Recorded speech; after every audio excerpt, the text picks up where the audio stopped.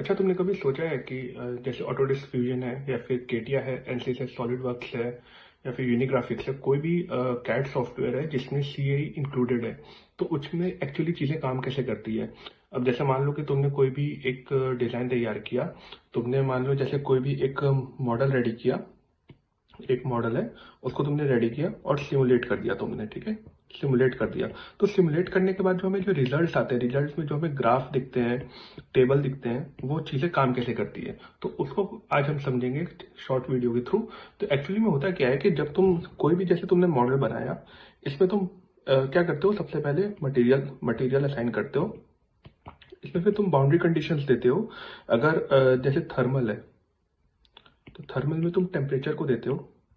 अगर स्टैटिक है या फिर स्ट्रक्चरल है, तो स्ट्रक्चरल में क्या करते हो, यहाँ तुम सबसे पहले फोर्सेस डिफाइन करते हो।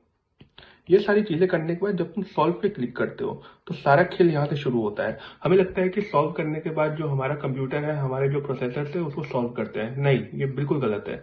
हालांकि जो जितने भी कैड सॉफ्टवेयर होते हैं उसमें बहुत से तो क्लाउड बेस होते हैं। तो क्लाउड बेस में होता क्या है, यहाँ पे जैसे हमने सॉल्व किया, सॉल्व करने के बाद जो हमने डेटा है, जो हमारा डेटा है, डेटा में मैंने बताया अभी बाउंड्री कंडीशंस है, मैशिंग साइज है, टेम्परेचर है, फोर्सेस है, वो सारी चीजें क्या होता है, इनके एचपीसी पे जाती है। एचपीसी मतलब हाई प्रोसेसिंग कंप्यूटर्स। अब हाई प्रोसेसिंग कंप्यूटर्स क्या करता है, जो हमारे जो प्रोग्राम है, हमारा जो क्वेश्चन है, उसको जो मॉडल है उसको छोटे छोटे पार्ट्स में तोड़ देता है। जो हमारा मॉडल है उसको छोटे छोटे पार्ट्स में तोड़ देता है और तोड़ने के बाद उसको सॉल्व करना शुरू करता है वाया मैथमेटिकल एंड फिजिकल, जो फिजिक्स के इक्वेशंस होते हैं। तो वो सारा डेटा यहाँ पे सॉल्व करता है मैथ्स एंड फिजिक्स के बेसिस पे। और एक रॉ फॉर्मेट का डेटा, जो जो रॉ रिजल्ट्स होते हैं, वो यहाँ पे हमें शो कर देता है। ये यहाँ पे रॉ डेटा।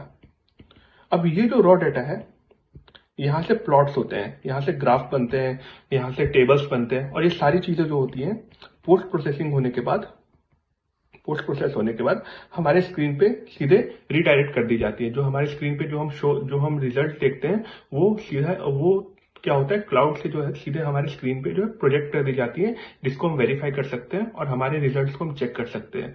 तो ये टोटल प्रोसेस होता है कोई भी सिमुलेशन को सॉल्व करने के बाद। बैकग्राउंड में क्या होता है, सॉफ्टवेयर उसको सॉल्व कैसे करता है। तो ये था ओवरऑल प्रोसेस।